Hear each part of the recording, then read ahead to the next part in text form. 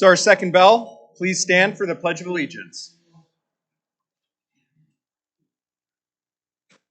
I pledge allegiance to the flag of the United States of America and to the republic for which it stands, one nation, under God, indivisible, with liberty and justice for all.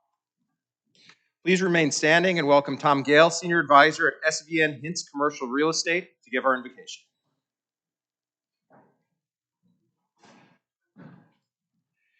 Thank you, President Todd. Loving Creator, we come to you for mental illness recovery and understanding because we know that you are a God of love and compassion. We come as consumers, family members, friends, coworkers, and even mental health professionals. We come this day because we believe that you see the ignorance and injustice that divides and separates persons struggling with mental illness, and you weep with us. Help us to identify mental illness as the disease that it is, that we might have courage and wisdom in the face of ignorance and stigma. Inspire us as we seek to overcome fear, acquire knowledge, and advocate for compassionate and enlightened treatment and services. Enable us to find ways to be inclusive of persons living with mental illness in our everyday lives. And may we go forward into our communities with a renewed sense of vision, hope, and possibility for the future. Amen. Thank you, Tom. Everybody can be seated. I'd like to once again thank all our sponsors whose logos appeared on the PowerPoint before the meeting. Today we'd like to highlight Strang Incorporated, represented here at Rotary by Matt Matson. Strang is an award-winning integrated architecture, engineering, interior design, and planning firm that uses an inclusive approach to provide exceptional design for the most unique and challenging projects. Now we're going to play a quick video highlighting Strang and their partnership with Rotary.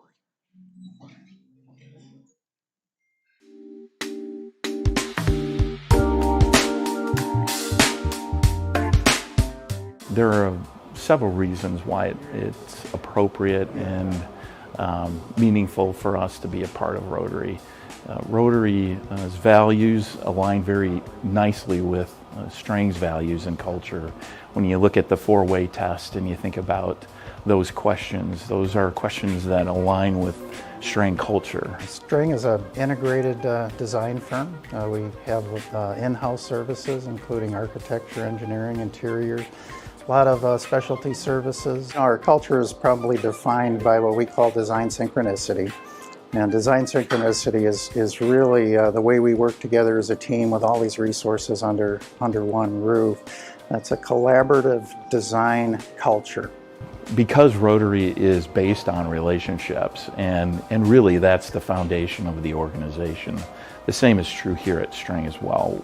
It's about the relationship that we have, not only with each other, but also with our potential clients and our existing clients. And that's certainly a value that Rotary has, and one that we also align very closely with. You know, community involvement is part of our culture, and being part of Rotary allows us to connect with business leaders in the community, and they're doing a lot of good work on their own, but it's just being part of that conversation and getting to know the people, you know, that are doing great things in the community. Rotary is just a very consistent way of maintaining that connection. And now more than ever, it's important for us to support our service organizations, and particularly those service organizations that are part of the fabric of our communities.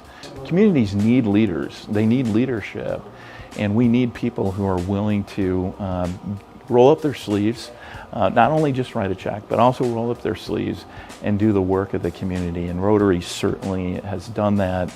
That's the impression of the brand that I see of Rotary. It's a very strong brand. It's a brand that's been around for 100 years, right? And so it's something that I think has been embraced by American culture.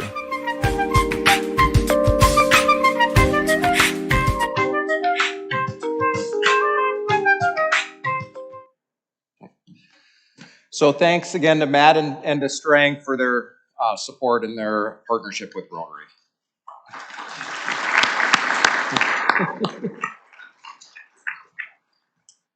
I'd like to welcome everybody here, both in person, also virtually. We are continuing to see people return to Rotary. It's great. We're up to about 80 people per meeting now, so it's a good trend that we're seeing as people are starting to return. We do have some guests here in the room. Vidhu Singh from Eris X and Sri Mupidi from the Master Lock Company. So welcome, guys, to our club. We're happy to have you here.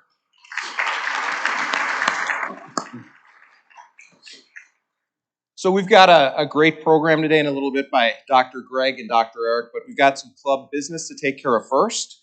And we've got a new member introduced. So please welcome Rotarian Joanne Bruno as she introduces the newest member to our club.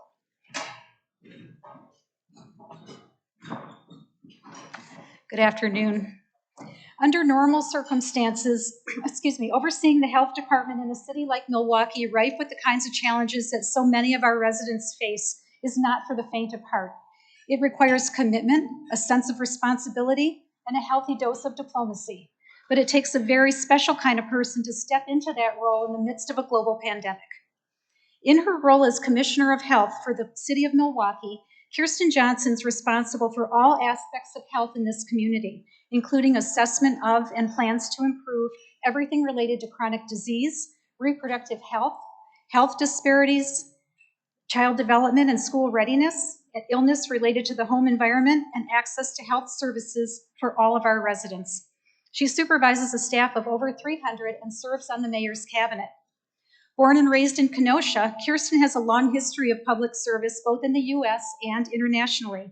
Before receiving her Master of Public Health from Tulane University of Public Health and Tropical Medicine, she served for 3 years as a Peace Corps volunteer in Mali, West Africa, where she worked at a health center, hosted a women's literacy group, led a vaccination effort to eradicate polio, and entertained her villages with a weekly radio show. After graduate school, she worked at the Tulane Xavier Center of Excellence in Women's Health with young women on reproductive health and local churches on heart health.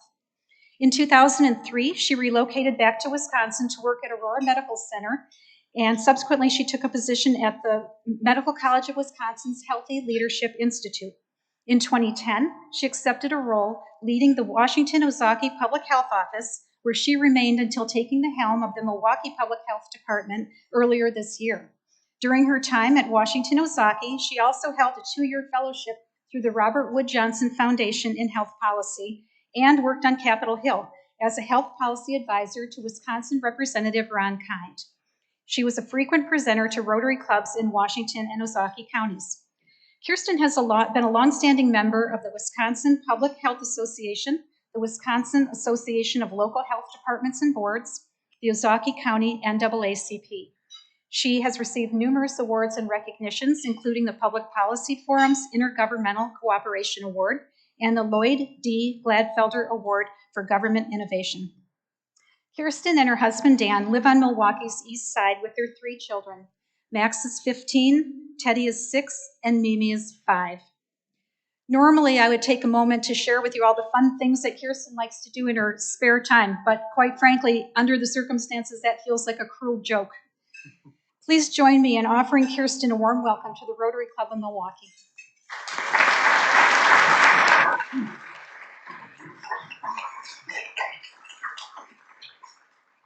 Thank you, Joanne, too, for the nomination. It's really an honor and a pleasure to be a new member of Rotary.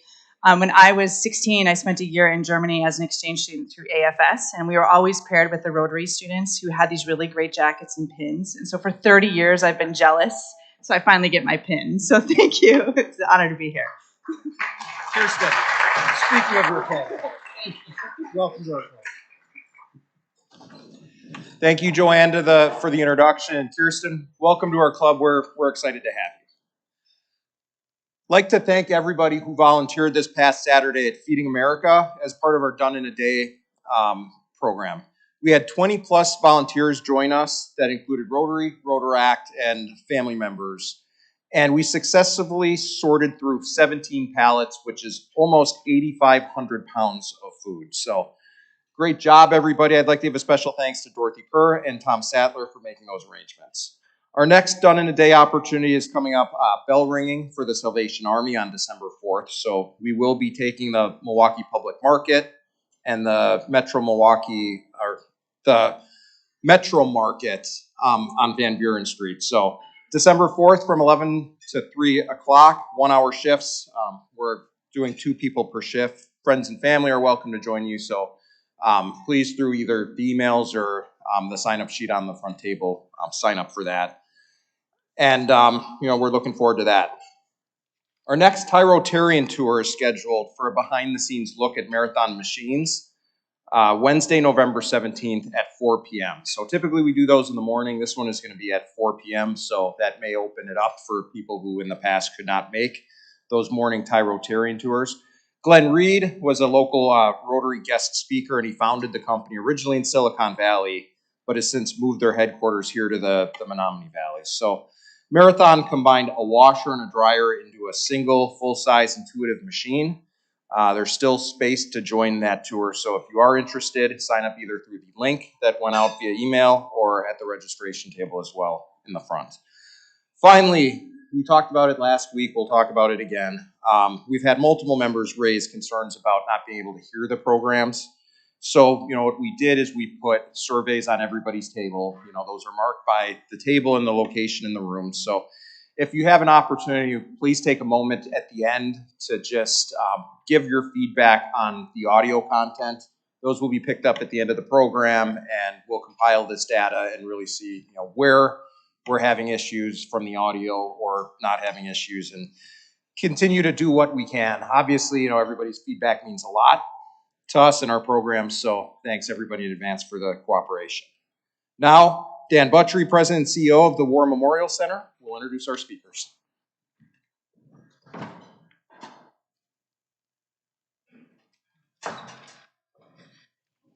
Thank you, President Todd. This last year, Operation 3020, the War Memorial focused on military personnel who have served in the last 30 years since Desert Storm, 20 years since 9/11. And as part of that, we focused on veterans who have served in those last 30 years, who are leaders in our community, making a difference. And had an absolute honor to get to know these 2 gentlemen here that I'd like to do a brief introduction on and to have them present today. Dr. Gregory Burek is a psychiatrist and founder of Aurora's Veterans Program, along with his colleague, Erich Roush. Both doctors established the Veteran Program in 2018 to improve mental health care for military veterans and service members through understanding military culture and how that affects the individual. Dr. Burek served the United States Marine Corps between 1999 and 2003 and was deployed to Iraq in 2003 for Operation Iraqi Freedom. After his service, he earned his bachelor's degree in psychology and a master's degree in biological science, then went on to earn his medical doctorate from Drexel University College of Medicine in 2014. He completed residency in psychiatry with the Medical College of Wisconsin in 2018 and is a Wisconsin native. Dr. Roush continues to serve as a member of the United States Army since his enlistment in 2007, 5 years active duty and in the reserve since 2012. He has served as an armor, signal, and medical officer and now serves as a psychologist as a combat operations stress control unit. In his position at Advocate Aurora, Dr. Roush focuses on treating trauma, moral injury, and working with a military population that includes individual, couple, and group therapy. Dr. Roush earned his doctorate in clinical psychology and a master's of science in clinical psychology from the Wisconsin School of Professional Psychology. He completed his psychological internship and postdoctorate fellowship at the Clement J. Zablocki Medical Center here in Milwaukee, and completed his master resilience training from the United States Army. As combat veterans, both believe that understanding military culture is essential to helping veterans live a healthier and fulfilling life, committed to treating veterans and the military service member. Their team is well informed on how military life affects people and problems that frequently occur due to these experiences. Both practitioners use a patient-centered approach at Aurora's Veteran Program. While the practice is trauma-informed, both understand that there is much more to a person's story than trauma, and it's an absolute honor to introduce both of these gentlemen up today. So please come on up and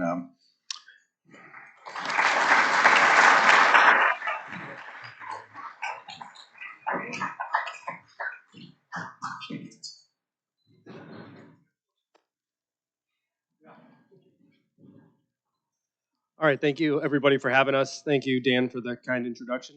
I will also try to make sure I talk loud, although I never get told that at home, that I'm too quiet, yeah. Thank you all for having us today. It's great that we could be here on the week of Veterans Day when all eyes are on our service members still serving or the ones who have returned. How many veterans do we have in the audience? I know I met a few already. Very good, well represented.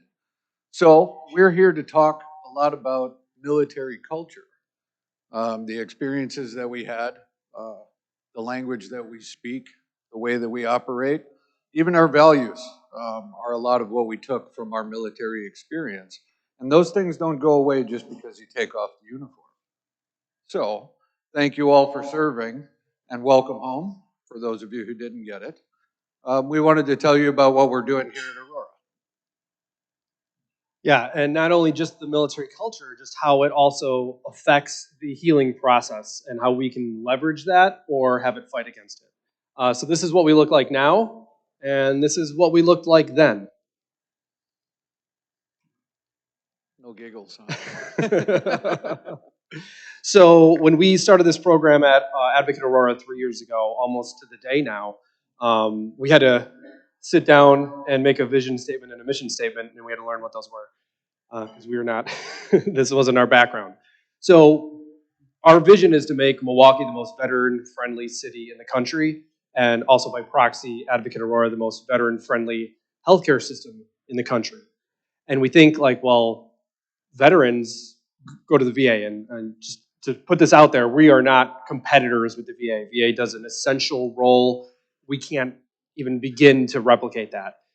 What we have noticed in both of our trainings, though, at the VA is, you know, the military culture, there's not like, not every provider is really in tune with that culture and knows how to leverage it to help the healing process.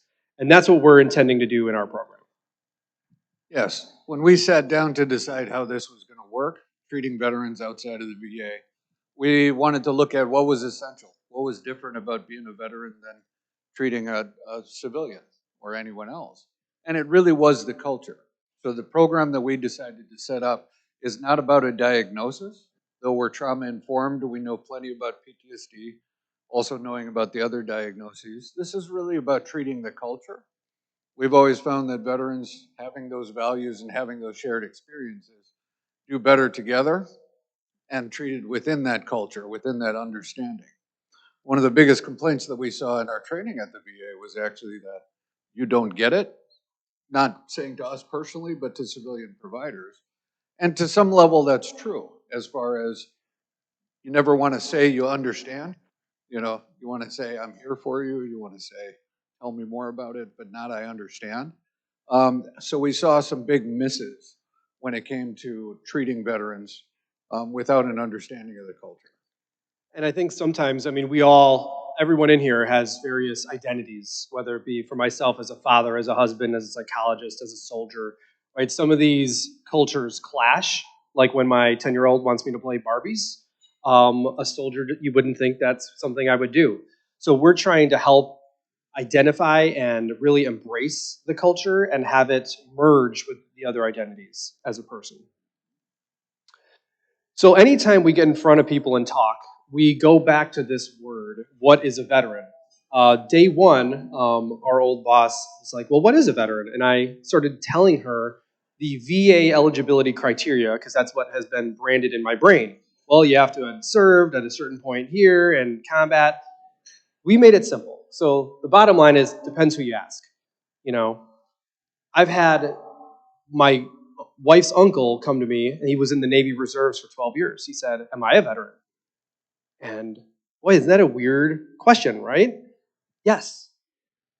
So I'll go through some of these definitions. So most people will go to the VA healthcare eligibility to define what is a veteran. In fact, Greg and I have heard horror stories of people getting letters or verbal comments when they're applying that say, you are not a veteran. A veteran is anybody who has ever served. Anyone who has ever taken the oath or worn the uniform is a part of the culture, is a part of the family. So we want it to be as broad and inclusive as possible. We know that once you put on that uniform, you have very little control over what you do and where you go. That includes the mission you get or the mission that you don't get. So veterans in general are really good at undervaluing their own service. I think most of us have your I was only, or I just did, or it wasn't as bad as, fill in the blank. So what we wanted to do was be as inclusive as possible and say that everyone's service is valuable, regardless time served or where you went or what you did. And we're going to talk as service members and civilians in this presentation. You know, Greg has mentioned many times in our culture, like World War II times, that the civilian and the service member discrepancy was small. People were close to service, whether it was you or you were in the community. Over the years, this has grown, right? So less of the population is serving in the military than almost ever before. And so there is differences of how civilians can relate, but even within the culture, we are not great at honoring everyone else's service, right? So there will be, if you've met veterans, you will see somebody, there's the bad apples. Well, you did this, I did that. You did this, I did that. One-upmanship? Yeah. And so what we're really trying to start at our program is everybody who raised their right hand and took the oath had the intent to serve. From that point, the story was different, whether it was your choice or not. Often not our own choice. You got orders, you didn't. You know, we're at wartime, you didn't. And a lot of times we value ourselves based off those circumstantial things, right? So we're not here to say everybody did the same exact thing in the service. It's just when you raised your right hand and took the oath, you had the intent to serve, and that is a moment of pride that should be accessed. And then there's other things you may have done after that. So one way to look at this is just some of these definitions of what is a veteran. At the mercy of my eyesight, I'm going to try to read this for the left side. What is a veteran? A veteran, whether active duty, discharged, retired, or reserve, is someone who, at one point in his or her life, wrote a blank check made payable to the United States of America for an amount of up to and including his or her life. That is honor, and there are way too many people in this country today who don't understand that fact. So that's how we look at who is a veteran. And then on the right side is some of the descriptors of what you may put in front of your veteran identity. You may be a veteran, you may be a war veteran, you may be a combat veteran. So many times we've seen those replace the word veteran. Those are just added descriptors, just like if you put on the uniform, you see different patches or different ribbons to kind of distinguish what you've done or what you haven't done. So that's one of the stigmatizing things about military as well, is that when you get out, oftentimes if you have the haircut and you have the walk, everybody assumes that you are the combat vet or that you have PTSD or that they assume your experiences.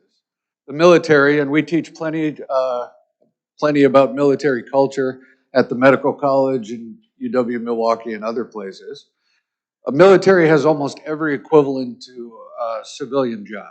So we have police and firemen and nurses and doctors and lawyers, the whole bit, and everybody's service is valuable. So getting into the veteran story and what did you do? What was your job? You know, where were you stationed? How was your unit? Things like that. So we wanted to treat it from a cultural perspective and see them and recognize them as a veteran, but also as an individual. Because every vet's journey is unique.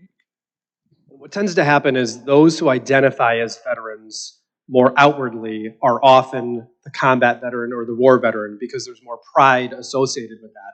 If you didn't deploy, sometimes it's hard to tell people that you served because then they might say, oh, did you deploy? And then there's that point of kind of shame sometimes. They're like, I trained for this and I never did it. So an interesting fact about combat veterans is when we talk about suicide, the rates of suicide for service members is higher for those who haven't deployed versus those who have. So when you think about TBI and possible combat exposure, but there's also the protective factor of added camaraderie and pride in being able to tell people that you're a combat veteran, because that's what people expect when they hear that you've served. So the potential shame of serving and not having done your job going to a deployed setting is really a risk factor for a lot of mental health issues. And unfortunately, any veteran organization, most of them have some sort of criteria to get through the door. So we talked about the VA healthcare eligibility or Wounded Warrior Project, like being a post 9/11 combat vet centers. So there's a lot of no's when you attempt to get services if you haven't done a deployment, and those no's add up and people stop going. So we've tried to develop a program where we don't say no. If you served, you are part of our culture. Welcome. I really enjoyed the benediction this morning. Thank you for putting that out there, and a Navy vet yourself. So thank you for your service and welcome back. What I liked about it was it reminded me how much mental health is stigmatized, not just in the community, more especially in the military. So one of the reasons that some vets won't come in to see a mental health provider or even a regular doc in general is because of that stigma. You feel like you're taking your pack off, somebody else has to carry it, or like it's weakness or whatever. Those are some other barriers to care that we've been able to address by saying your service is valuable. You were trained to do things one way, to be in the military, but those aren't necessarily the skills that you need to be resilient or healthy in the long term. So let's learn some new skills. In fact, one of the nicknames or one of the official names for our program is the Veteran Retraining Program, because vets are good at training, right? And this is some of the training that maybe we didn't get when we got out, but maybe we should have. So how to sleep again, how to manage stress, how to reconnect with other people, things like that. And that's a lot of what our program is focused on, is not necessarily even mental illness, though we are there for that. It's about mental wellness. So as far as how can we live a better life? How can the vet be the best version of themselves? Okay, so just a little basics on military culture. I won't give you the whole speech that we give the medical college.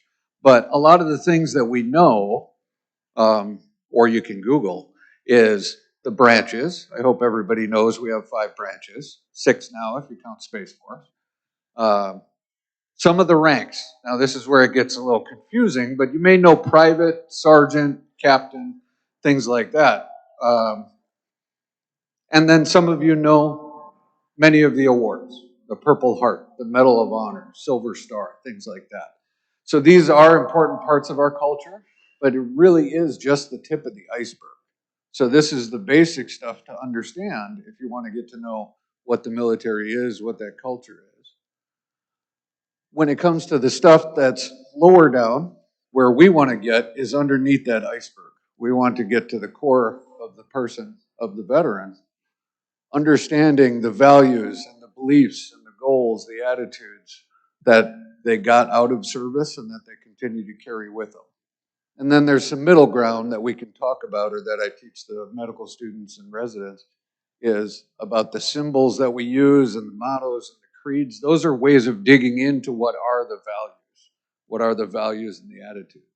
And I think just a point of frustration that we've heard anecdotally with those beliefs, like selfless service is one of the Army values, that got, bammed in my head. And when we talk about something like self-care or taking care of yourself, right? So a lot of medical doctors or social workers say, hey, do self-care. That is almost fundamentally against one of the foundational beliefs of military service, is to almost always take care of others before yourself. So it's a nice comment to make. It just falls on deaf ears, right? So you have to work with the starting point of that value and kind of negotiate and help relearn why self-care is a good thing. Literally, the first veteran I saw this morning came to the realization just in the last week. We've been seeing him for a few months now, and some pretty severe stuff. But he literally, bright-eyed and smiling, says to me, self-care is not selfish.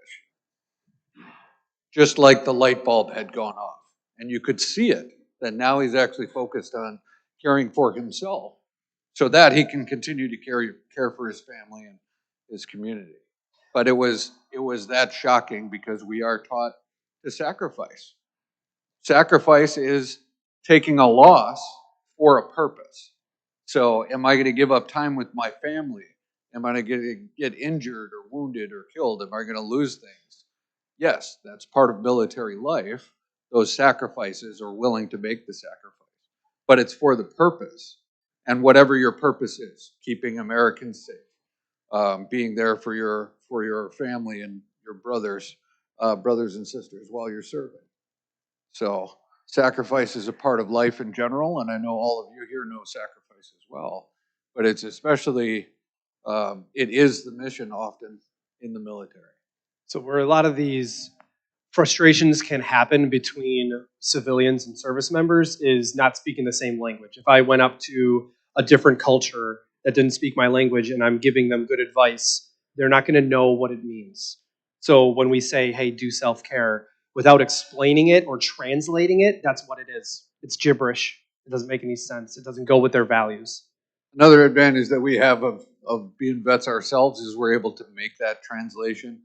Military does have a different language, different communication style too. We tend to be much more direct, mission focused, spare the emotion, that kind of thing. But we're able to cut through that and say the mission is now self-care. The mission is the training for wellness or for resilience. Sure. So some common factors among vets. Already talked a little about sacrifice, but you've seen a lot of these values already. They're probably exemplified. I don't know if you'd have the whole list, but when you picture a vet, these are going to be some of the things that you picture. Sacrifice, discipline, holding ourselves to a higher standard, being part of something greater. A lot of times these are the reasons that we join to begin with. As we're in, we get more teamwork. We get that unit, that belonging, that loyalty, that brotherhood. The fighting spirit, the never giving up.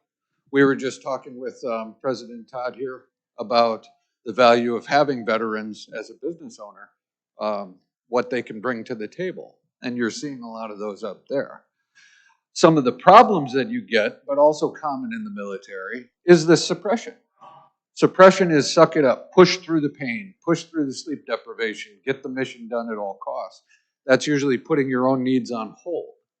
It's mission essential, and I would never want to take away somebody's ability to suck it up, but it's got a very short shelf life. Hours to days is about how long you can suppress for without it really starting to eat away at you and affect you. So suppression is one of those things that we address by finding better coping skills over the longer term. It's probably the number one thing we do is deal with people who've used suppression as a lifelong style and need to find another way to go about it because the body is breaking down, the mind is breaking down from that long-term use. Right.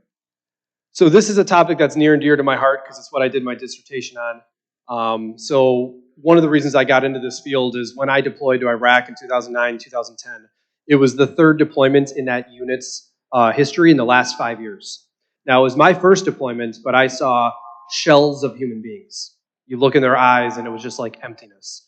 And I said two things. One, I don't want that to be me. I still have a little bit more wits about me because it's my first one.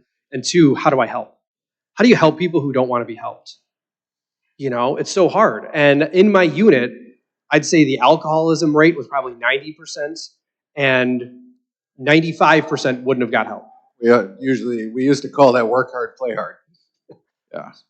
So the main reasons, which some of which have already been talked, and even in the benediction, is stigma. So there's two kinds of stigma, just real brief, education on this. There's the stigma of what we believe ourselves. So if I believe people with mental health issues are weak, I'm less likely to admit that or seek care. The other one is this anticipated stigma, whereas if I go see somebody, my wife might think less of me. My boss might think less of me, right? I might have something going on. So it's not even my own belief. So sometimes even that can pigeonhole us. Obviously, perceptions of the VA is a big reason. So there's, in the last decades, lots of stories. You're not going to go seek help if you don't trust the area. the environment, and then just logistical barriers, healthcare or just daycare, timing, things like that. Now, virtual is actually made number 4, virtual care, a lot more amenable. That's been something that we've seen.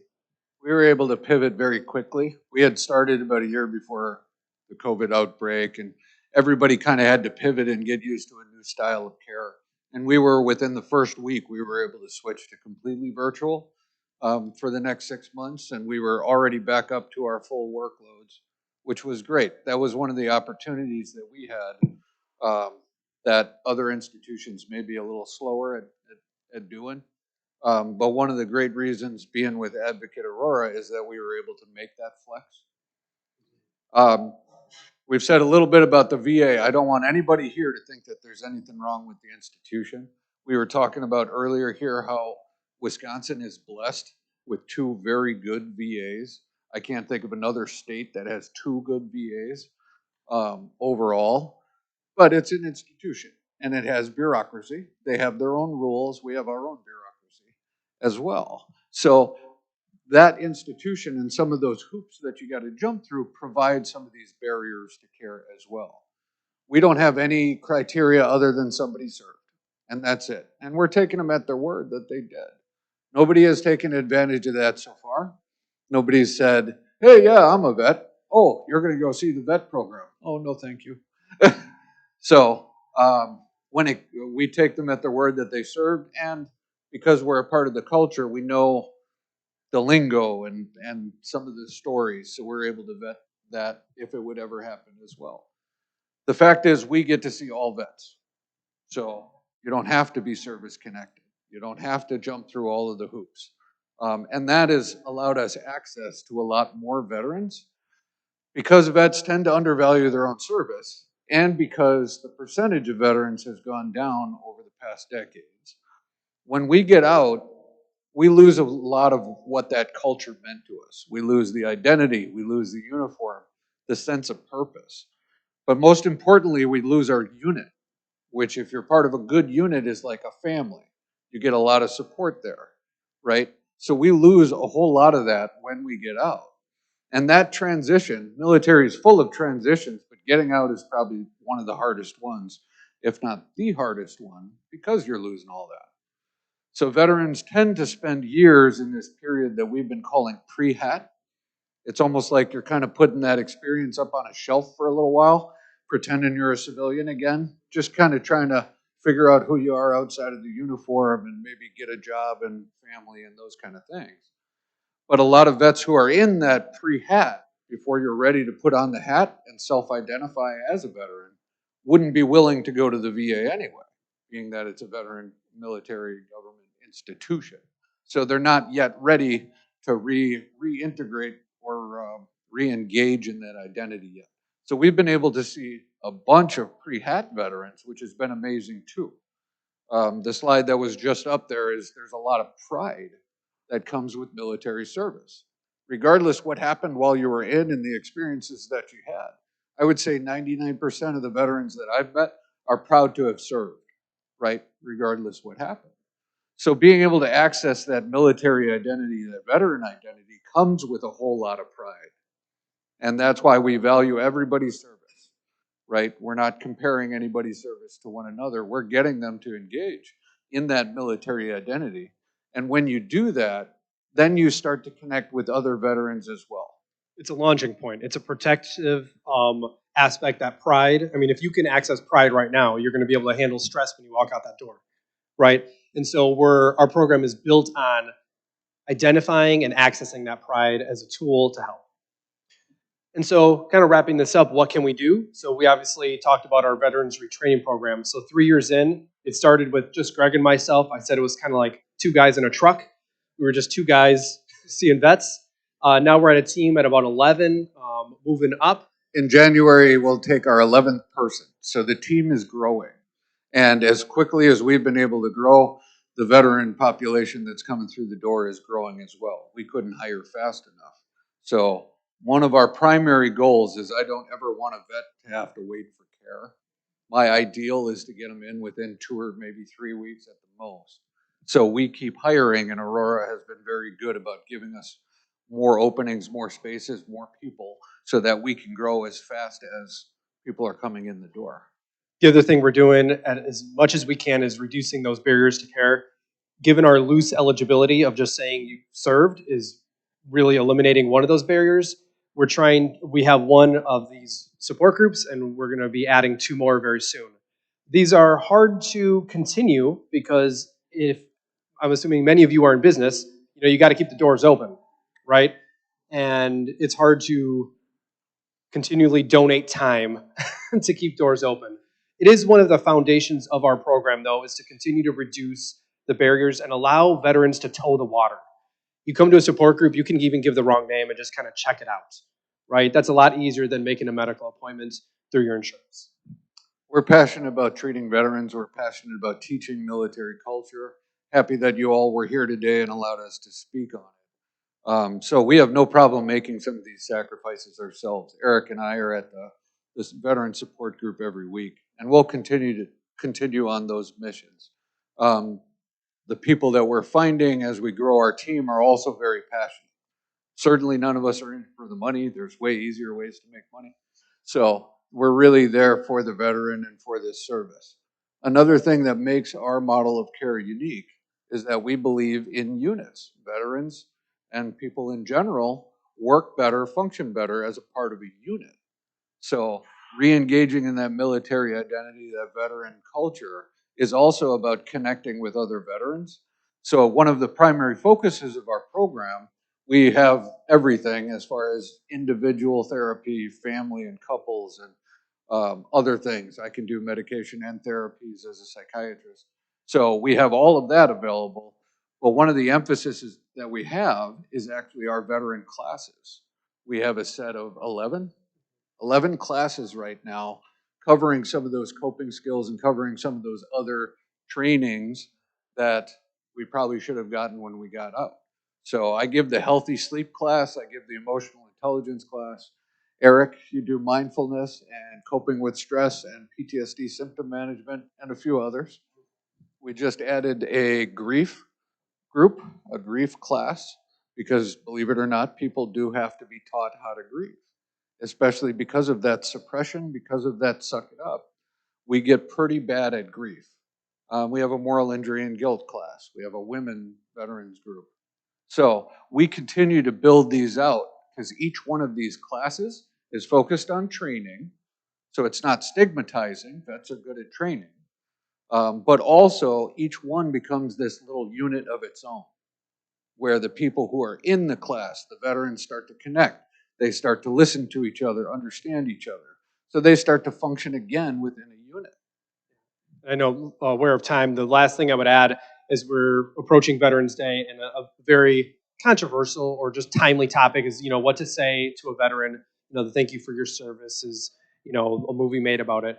I think the mistake that I see often is civilians, outsiders, other people who have served kind of come in with an assumption that you're either really proud of what you did or you're ashamed of what you did. And most likely it's somewhere in the middle. There's things that I've done in the service that I'm probably not proud of, and there's things I am proud of. So just kind of picking that middle spot and not assuming someone's a hero or a wounded warrior is a good spot to go. The other thing I would add is what to say. Just maybe think about it for a moment and personalize it. Because, it can sound like word service to just say thank you for your service, and we've all done it. One time someone said, thank you for your service, Captain, because I was wearing my uniform. I was in the reserves. And I was like, oh, I remember that one. Because it was just a little bit of a personal touch. So if you have a phrase that you want to think of, go with that phrase. It'll land more. It should be sincere. Yeah. So there's nothing wrong with saying thank you for your service, other than it's not a greeting. It's not a thank you for your service, all right, keep walking. It's a start of a conversation. And that's the way that we're teaching medical students and residents and other people to address it, is that's the beginning of the conversation. Expect an answer. So eye contact is a sign of respect in the military. Handshake if you're comfortable or something, but that's the beginning of it. But it needs to be said with sincerity. Whatever you're going to say, eye contact, respect, sincerity, right? I often say welcome home, because it doesn't matter how long you've been home, oftentimes we didn't get that welcome home, especially for some of the older eras of vets, right? So welcome home or welcome back is another great way of saying it. So the last things I'd mentioned that we're doing, we're trying to add alternative therapies, things like music therapy, art therapy, yoga, tai chi. Unfortunately, in our current healthcare system, these things are not often covered by insurance. So you either have to be at a higher level of care, like go residential. So just pick up your life, go into a hospital for 6 weeks, and you can get music therapy. Simple, right? Or they have to kind of be funded on the background or like a class. So these are the things that have been harder to get into our program. We're trying to develop a program where people can bring their insurance card to the table and not worry about anything else. That's the goal. We're not there yet. This is where we're moving to in the future, though, through grants and other ways that we're providing funds. We want to be the full package for the veteran, regardless their ability to pay. So that's where we've been going, and we have more plans in the works. So yeah. So I know we went a little bit over, but go.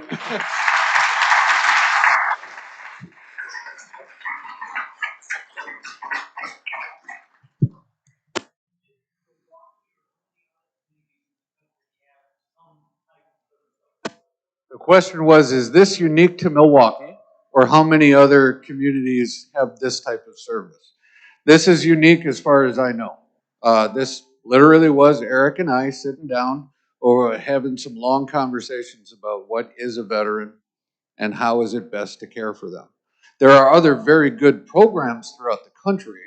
There's something called the Warrior Care Network that's made up of 5 different academic institutions that are specifically there to care for vets. And they tend to have these 2 or 3 or 4 weeks where you can fly in and you stay and get treatment like that. As far as I know, our program is the only one that has both the pre-care and the aftercare. So we're not just about let's get you fixed up and get you back out there. We really wanted to establish a community. And our support groups and some of these other things are ways of staying connected even after the treatment has ended, because the community is what's healing, right? And I would add a lot of programs, because there's so many out there in the country. A lot of them are destination programs. You go there for a couple of weeks and you come home. And they also have more strict eligibility criteria. You need to have combat PTSD. You need to have this. You need to have that. We've had frustrations with trying to refer some veterans to programs, and they had PTSD and OCD. And so they got denied. I'm just so sick of having veterans here now. Right. I'm tired of it. So that's what we're trying to build this program where it's just that word just does not exist, is into entry into the program. Now, the kind of care or the recommendations, Greg sees people who might want a benzo here or there, and they're not getting that. And so that might be a kind no, but it's not entry into the program now. It's not that I don't prescribe appropriate medications. It's that benzodiazepines in general are overused, and that's not really treatment. So I want to get them into this class, into this unit, into the therapy, into the work that's going to make them more resilient over the long term. Go there and then there. Yeah. So I have a son in the Navy. What is the standard offering of care that VA provides our veterans? And this is a Advocate Aurora, this is a private industry solution we're bringing. How would one qualify to be part of that? So the question was, you have a son in the military, in the Navy. Thank you for serving. When he gets out, how does he get into the VA? How does he get that kind of care? What is the standard offering of care? The short answer is if you have a deployment that was into a combat zone, you're covered for everything for 5 years after you get out. They're not good about telling you that, depending on how you're outgoing. I forget how you're discharged. You may not get that information. But then after that, it's up to service connection.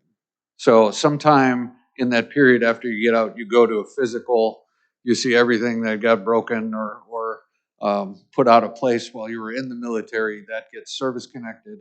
And then you can go to the VA for any of your service connected conditions. Or if you're above a threshold, I forget if it's 50%, you can be seen for all things regardless of service connection. And I think the hard thing is there's just no simple way to answer that question, because depending on which VA you go to, there are certain protocols of, like, I think everybody is seen within 24 hours for at least a mental health appointment. So it could be through the emergency room or an urgent care clinic. Generally speaking, from my knowledge of, like, Milwaukee VA, so that's obviously caveats, it's hard. Like, if somebody wants individual therapy, they're going to be seen every 2, 3, maybe 4 weeks. One of the limitations, and we have our limitations, is it's population health. So they have so many resources to care for people.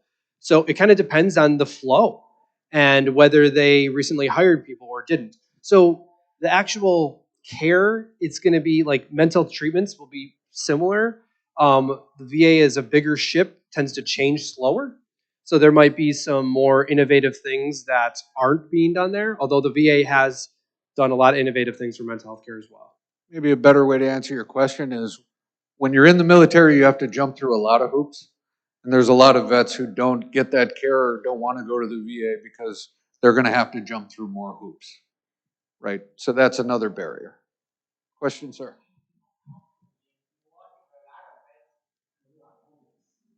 Yes.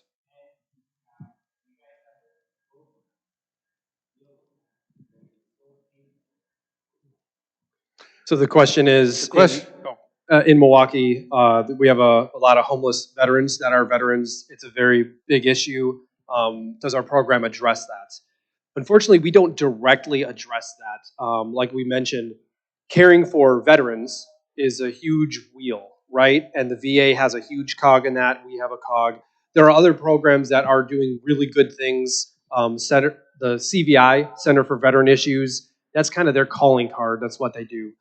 And what we're attempting to do, right, is to be a part of that cog of that wheel. When a veteran comes to us, they become part of that wheel of care by maintaining good communication with CVI and other organizations.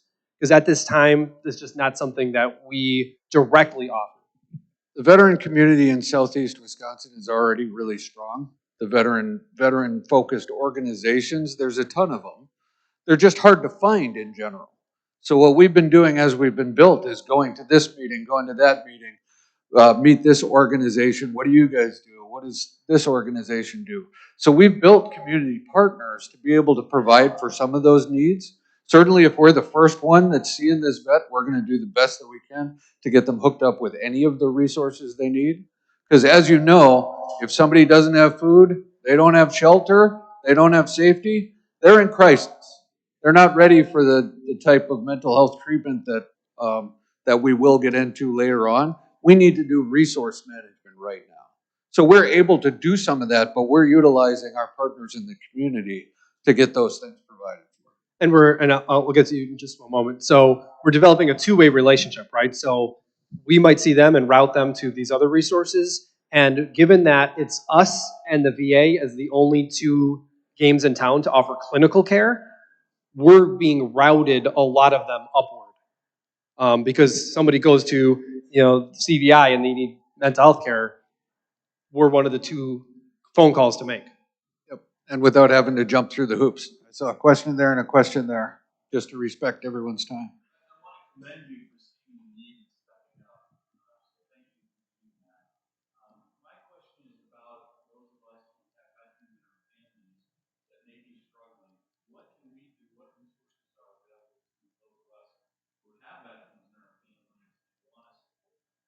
All right, I'm going to take this one, Greg, because this is a project near and dear to my heart. The question is, what do people who care for veterans, you're a support of a veteran, what resources are there for you or others, right? This is a very common question we get asked because we know veterans' health is a problem, but they're just a part of a system, of a family unit, of a workforce. And there are very little resources currently developed for the support system. So one of the things that we're actually in process of doing, COVID really took a dent in this, is developing a home front support group. So it's basically, if you're familiar with Al-Anon, so Al-Anon is a support group for people, you're struggling with somebody with addiction. Same thing, but I'm struggling with my veteran. I don't know what to do. my nephew, my partner, my son, and to have a network of support for that. Now that's a start, right? Since we're part of Aurora, we can see family members as well without any hoops to jump through because the family is the new unit. So thank you for supporting her or him, your family member who's coming back. One thing that I would say is that vets are really good at trying to suck it up. We tend to withdraw and isolate, and we tend to think that it's just us. So anything you can do to get her or him not isolated, to come out, doesn't have to talk about it, but know that you're there and know that you're not judging him or her in any way. That kind of thing. Telling him or her to connect with other vets is a great way of doing it. I believe that the healing begins when one vet connects with another. Yeah, existing resources have been the vet center. Again, we're going to get into weird eligibility criteria. The vet center usually sees people who have had combat experience. And so if you've had combat experience, then you are eligible for vet center and your partner is eligible. You can see how this can be really tiring to figure out. We got one last question. I want to respect everyone's time.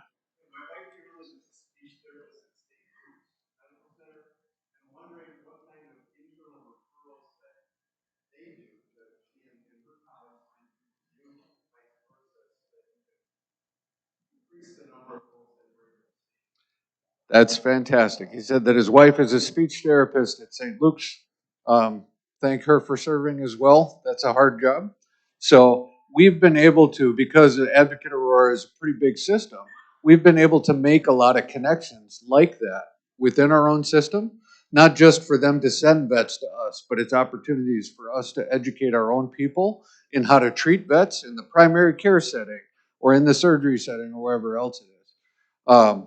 So we just made a connection with physical therapists out here as well, because when you're sucking it up and suppressing, it's going to come out somehow, and usually it's physically. So we've been able to make those kind of partnerships within our own institution as well to get the vet any service that they need.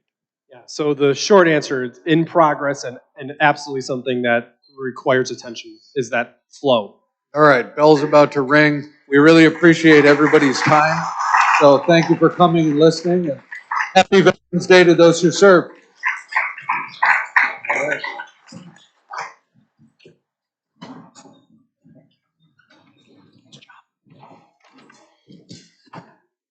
Thank you very much, Dr. Greg and Dr. Erich, not just for your service to our country, but your service to the vets, your service to our community. And thanks for coming to our club and really enlightening us on your passion, your hard work. In honor of leaders like you who come and speak to our club, we will make a donation to the YWCA of Southeastern Wisconsin, whose mission is eliminating racism, empowering women, and promoting peace, justice, freedom, and dignity for all. We also have our lovely Rotary Connecting mugs, one for each of you. So just a sign of our appreciation. Thank you. One last reminder. Join us next week as we welcome Milwaukee Journal Sentinel reporter Rick Barrett and PBS Milwaukee editorial director Marianne Lazarski as they address their documentary, Dairyland in Distress.